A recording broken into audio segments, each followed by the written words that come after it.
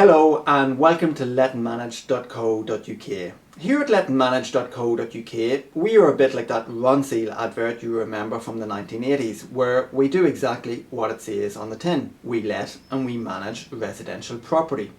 If you are a landlord with residential property requiring it to be let or managed here in London, then you've come to the right location. Now, as promised in the teasers to the right of this video, I've got some quick top tips for you. So let's get started. Top tip number 1 for residential landlords. Whilst getting a credit reference report on your tenant is always good practice, you should never ever let your property to tenants without getting rent insurance in place. Without rent insurance, you are taking a massive and unnecessary risk with your property, which is probably your most valuable financial asset.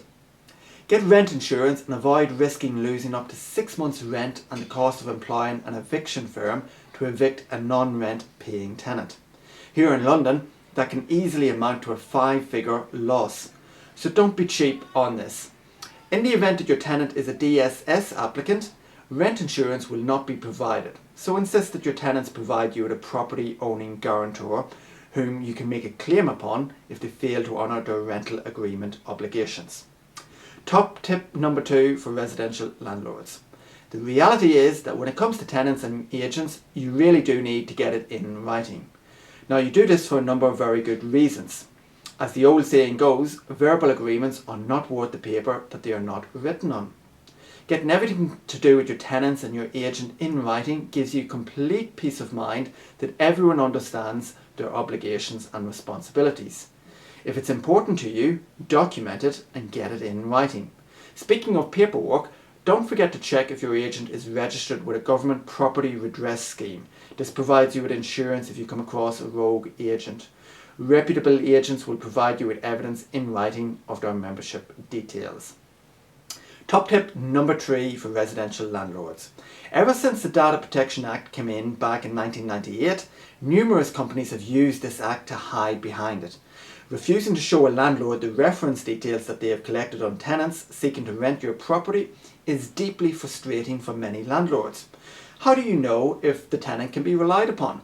If a tenant does not consent to sharing this information with you, what should you do? Well, the answer is simple.